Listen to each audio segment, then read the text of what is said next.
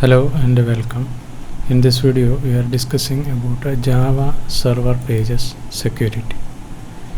So Java server pages and servlets make several mechanisms available to web developers to secure applications. Resources are protected declaratively by identifying them in the application deployment descriptor and assigning a role to them. Several levels of authentication are available, ranging from basic authentication using identifiers and passwords to sophisticated authentication using certificates. So, role-based authentication. So, the authentication mechanism in the servlet specification uses a technique called role-based security. The idea is that rather than restricting resources at the user level, you create roles and restrict the resources by role.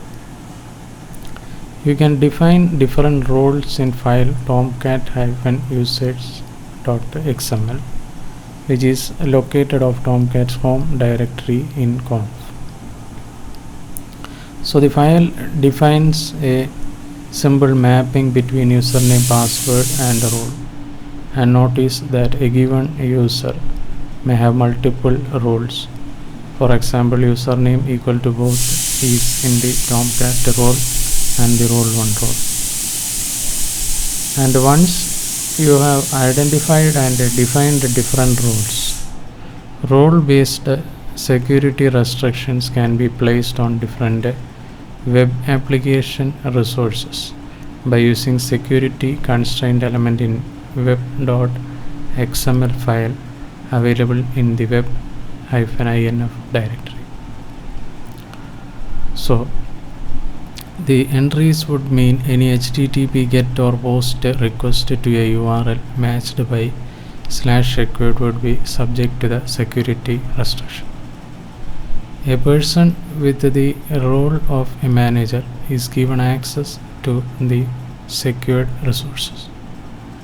The login config element is used to describe basic form of authentication.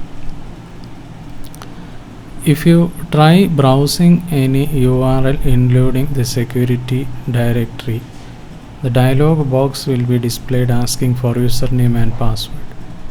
And if you provide a user admin and password, then you will have to access on the URL matched by secure, as we have defined the user admin with manager role who is allowed to access this resource. So form based authentication. So when you use the form authentication method, you must supply a login form to prompt the user for a username and a password. So the simple code of login.jsp helps create a form for the same purpose.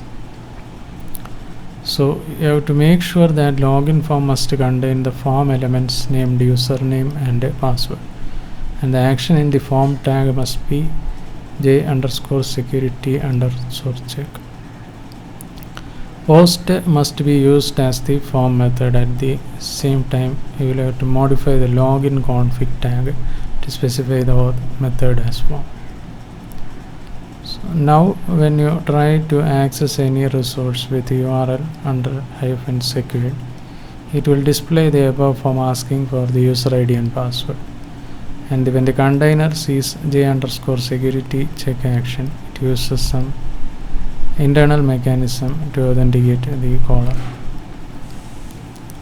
And if the login succeeds and the caller is authorized to access the secured resource, then the container uses a session ID to identify a login session for the caller from that point on.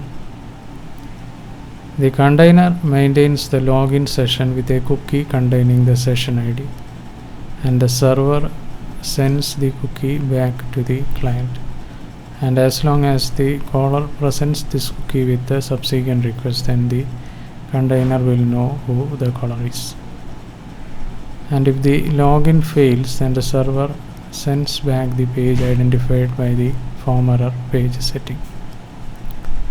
So here j_security check is the action that applications using form based login have to specify for the login form, and in the same form you should also have a lot of text input control named j_username and a password input control called j_password.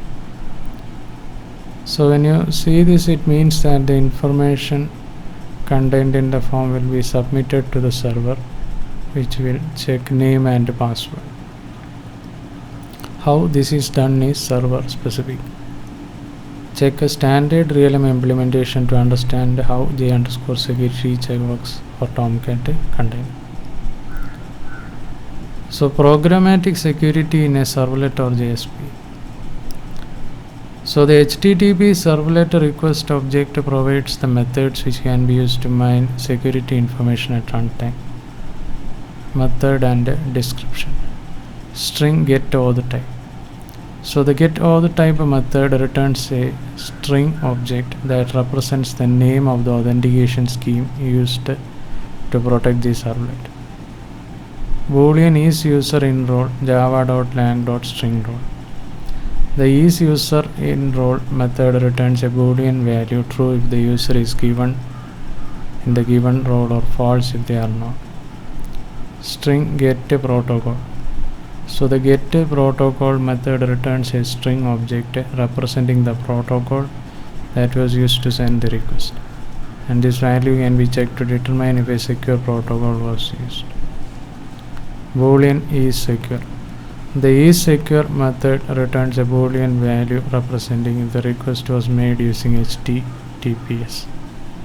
A value of true means it was the connection is secure, and a value of false means the request was not. Principal getUser principal. So the getUser principal method returns a java.security.principal object that contains the name of the current authenticated user. So for example, a Java server page that links to pages for managers might have the code like if request.isUserEnroll manager href equal to managers/mgr report.jsp, then href equal to managers/personal.jsp personal records. So by checking the user's role in a JSP or servlet, you can customize the web page to show the user only the items he can access, and if you need the user's name as it was entered in the authentication form, you can call the getRemoteUser method in the request object. So this was a brief discussion on Java server pages. Thanks for watching this video. Bye for now.